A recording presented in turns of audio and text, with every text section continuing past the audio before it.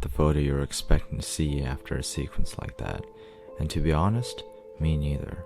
But this photo right here speaks to me the most about what is happening to Chinatown right now. In fact, gentrification has been deeply impacting Chinatown residents for more than 50 years. Chinatown, located on the west side of South Station, sitting in the heart of downtown Boston, has historically been the center for many Boston Asian communities. Thanks to its prime location, in recent years we have seen a dramatic increase in luxury residential developments, short-term rentals, as well as the growth of many large institutions like Tufts Medical Center. Through this video, we are going to explore how Tufts students are working to fight against Chinatown gentrification. Here, we'll highlight the work done by 3 current students and 1 alumni. Hi, can you introduce yourself to the camera? So I'm Jessie. I use she, her pronouns. I'm a senior at Tufts studying cognitive science and also minoring education and Asian American studies.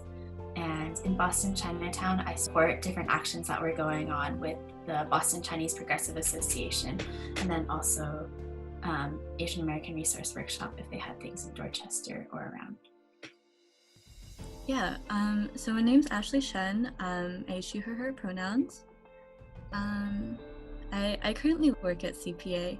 I've been coordinating a lot of the support projects, as well as the Chinatown Stabilization Committee, which is our volunteer committee that focuses on displacement in Chinatown.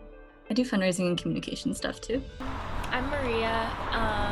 I use she, her pronouns, and I'm a senior BFA student at SMFA at Tufts. And I've been involved with a couple organizations in Chinatown, which are all working against gentrification and people's displacement, and using different art and community organization. My name is Stacy Chen. I use the She series, and I'm a senior at Tufts. Right now I'm a TA in a class in the public health program called Building Healthy Communities, and we're partnering with the Chinatown Master Plan Committee to implement an anti-gentrification project. What is gentrification and what is anti-displacement work? Yeah, gentrification happens in a lot of low-income neighborhoods that are not desirable before historically for various reasons, but then as the economy changes and then as different local things change, usually they're close to cities or within cities, like urban centers, that become more desirable because there's developers, speculators, and just more younger professionals typically that want to come in and either develop the area to flip properties or to live in it, which just changes the composition of the neighborhood and then makes it more expensive for everyone living there based on how economy stuff works. But I think gentrification is just it talks a lot about longer time residents that end up being displaced, having to be moved out because they're priced out of the places they used to live. And then various businesses, institutions, or individuals coming in that are more higher income. In your opinion, who are the key players in Chinatown gentrification? So yeah, I think we can point to a lot of different factors in gentrification. So just very hyper local things. So for example, all of the luxury developments, houses, hotels, condos that have happened in this area. We can also point to institutional expansion. So for example, Tufts Medical Center, which has a third of the land in Chinatown and has been trying to acquire more. We can also point to, for example, the row houses in the southern part of Chinatown, a lot of which have been bought up by investors and have been turned into Airbnbs. CPA has been kind of fighting on all of those different fronts. And so those are the local factors, but really at the heart of it, it's about people not having access to resources, not having access to good housing, to transportation, to childcare, all these other things. Mm-hmm. And and being driven out of an area that has those things because the land is valuable and because they don't have money. Last summer, me and the professor, Carolyn Rubin, we got in touch with people from the master plan committee, with Bethany Lee, who works at Greater Boston Legal Services, and Lydia Lowe, who's in charge of the Chinatown Community Land Trust.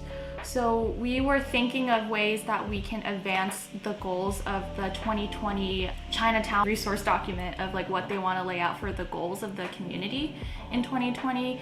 And they do one every 10 years. And in the end, they kind of talked about, well, like here are ways that we want to advance the community forward and protect residents. So we got in touch and we built a couple of projects for students to complete over the course of a semester. So some of them include like doing GIS projects to map out some key areas in Chinatown, like the row houses. Another one involves like how do we potentially designate zoning, implement like zoning policies to prevent developers from coming in, ways to support small businesses in Chinatown that's been hit really hard by COVID and things like that. So we broke students out and we had them work on this project for a semester. Since everything is virtual with the pandemic, a lot of the meeting things and organizing has to happen virtually. And that's not a problem for a lot of stabilization members because we're all like college students and pretty savvy with technology. But a lot of elders and residents that CPA does work with are like less proficient in English a lot of the times, and then may have less access to technology as well as less technological literacy, even if they have like access to a laptop. So the CPA members are like putting together a guide in various Chinese dialects so that like other people that maybe need to meet with CPA online or like meet with each other and participate in different groups can meet. Aside from that, I think we're also writing an article that's supposed to be about executive suites. And those are basically a zoning loophole that allows speculators or developers or landlords to rent out their own units within Chinatown as Airbnbs, basically like short-term rentals, even though there's actually a Boston city law that says that Airbnbs aren't allowed because that like really jacks up the prices of housing in Chinatown, and there's a housing crisis, so those should be like long-term rentals. And then the executive suites basically is something for businesses that are short-term rentals or like rent out this place short-term for very business-oriented things. And then landlords are just using the executive suite delineation, like applying to be an executive suite, even though they're just trying to do an Airbnb and it's not for business, it's private. So that's like a loophole that people wanted to bring attention to in stabilization with the help of like the Chinatown Community Land Trust and Lydia Lowe, who works there, to basically like warn off speculators and be like, we know what's happening, watch out. So this summer I applied for this sort of residency program with POW Arts Center and Asian Community Development Corporation in Boston Chinatown. It's called Residence Lab. So they have people who live in Chinatown who are maybe like adults with young children and not normally involved or have the time and capacity to do activism stuff in Chinatown, and then the residents and the community organizations choose an artist, a local Asian American artist, and then over the summer we had a lot of Zoom sessions and work together to address a problem of the residents choosing. And so my residents who I was working with, Sylvia and Bojan, they were really concerned about pedestrian safety. They have young children. It's really, some of the streets in Chinatown are really, really hard to cross. Like, they're huge and the time for pedestrians is really short. And also a lot of cars just don't pay them any attention. They make left-hand turns. So we came up with this poster to tell the cars to slow down. And that it was hard to decide what imagery to put on the poster to grab the driver's attention, but we ended up having a Zoom session of storytelling, and the residents told me about what they like to do in Chinatown when they're walking around, like what do they do with their kids, and then they showed me photos, and I did drawings based on the photos. So in the end, it's the residents and their children making art, you know, forming community, just having a good time in their neighborhood. How does that kind of like tie back to the whole like anti-displacement, anti-gentrification? Well, so Chinatown is like surrounded by downtown and all these highways, so it's really an unwanted area. So a lot of immigrants lived there even before Chinese immigrants. I think Syrian immigrants used to live in Chinatown. They built the elevated train right through there. Now it's the T and it's underground. So it's really like land that Asian American community settled on and like made community on. But now that it's near all this financial wealth in downtown, it's really valuable. Plus Tufts Medical Center workers and students are trying to live there in like Airbnbs often, which are being the historical row houses, which are usually low income houses for families, immigrant families, are being turned into Airbnbs. And so residents are getting pushed out and they have to travel a lot for work or to get their groceries or be with their community. Also, like the highway being that is built over Chinatown, like over row houses that were destroyed. It's the Central Artery Tunnel, and that was the big dig, and it displaced a lot of people. And I think now that contributes to all the fast cars that the residents are concerned about for my project. There was a lot of youth activism maybe 4 years ago, where some of the interns and youth from ACDC, Asian Community Development Corporation, they were doing a lot of like research involving timing, how long it took, and like using speed radars to see how fast the cars are traveling. So they gave a presentation to the Boston Transportation Department and made recommendations. Like, we think there should be an island in the middle of the like a median kind of. Yeah, So you could like have a refuge island in the middle if you didn't quite make it all the way across. And also like longer time to cross, or leading pedestrian intervals, which is where it's like a red light for cars but green for pedestrians. And also extending the curbs out so it's a little bit harder to just make that left turn. You're forced to look at the pedestrians before they cross. Yeah. So I think they're working on it, but our project, another part of our project, which I'm still working on, is writing a letter to the transportation department to tell them like, hey, we know you worked on this, but we want more. Like, we still feel unsafe here. I think it's a really important way that in Boston especially, that communities and neighborhoods can keep like their integrity safe. So for example, there's like mixed use, like different types of ways that you can develop a neighborhood. Like mixed use zoning is used a lot in like Cambridge, where there are like houses above like commercial areas. There are some places that are more strictly residential, like you could think of like Back Bay and like South End. And then Chinatown is a little bit more commercial. There are a lot of like businesses and restaurants in Chinatown, and there are a lot of like new developments as well. So a lot of those like big condos that you see in like the Harrison Ave like corridor. So zoning is really used as like a way that you can push policies forward to prevent gentrification. At least that's what we're trying to figure out. You can say that, hey, like this street is protected in zoning because it has a lot of cultural character, a lot of historical character, like you can't develop here, or you can't have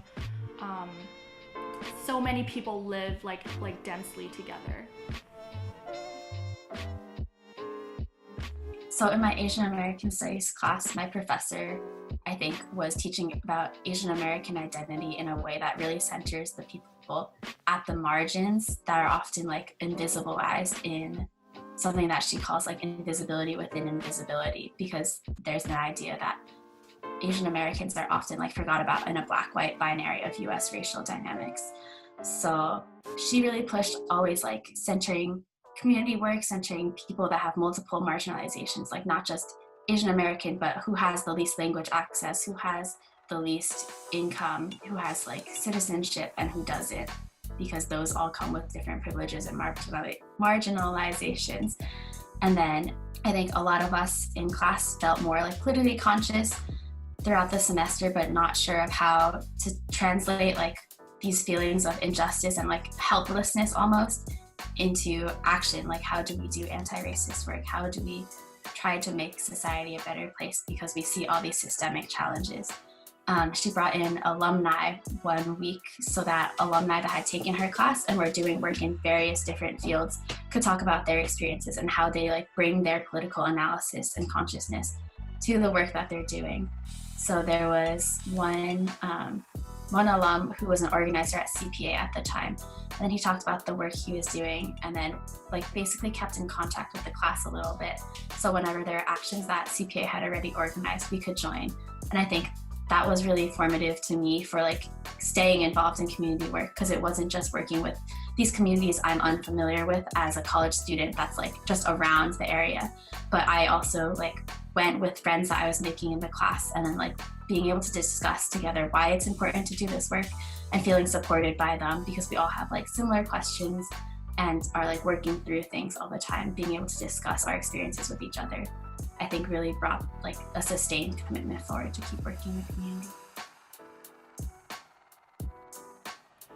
I think it's really important to practice what we're learning in our classrooms, and I think Tufts focuses a lot on issues like this, and in a lot of different majors we talk about these issues. So I think like it's really important to like know what your community is, because like Boston Chinatown is like part of Tufts, so it's like really important to be there and like to see what's happening and how our like tuition dollars are affecting the communities around us.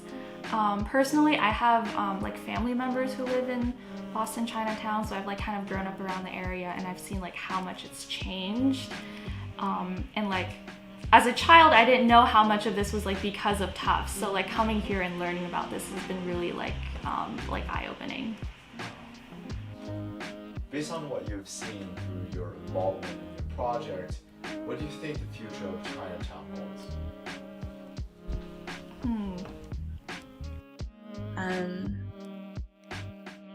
Let me think about my answer.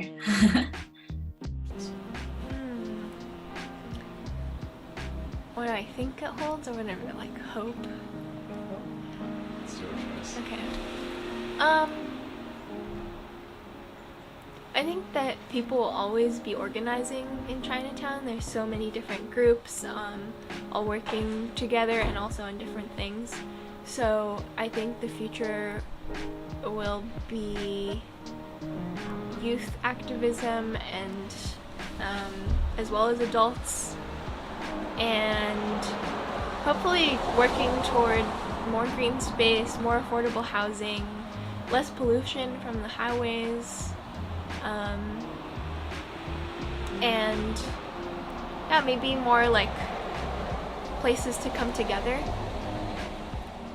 Like, I really hope that Chinatown can like continue to like be a strong community. Like, it's been a long history of resistance to attempts to destroy Chinatown in different ways.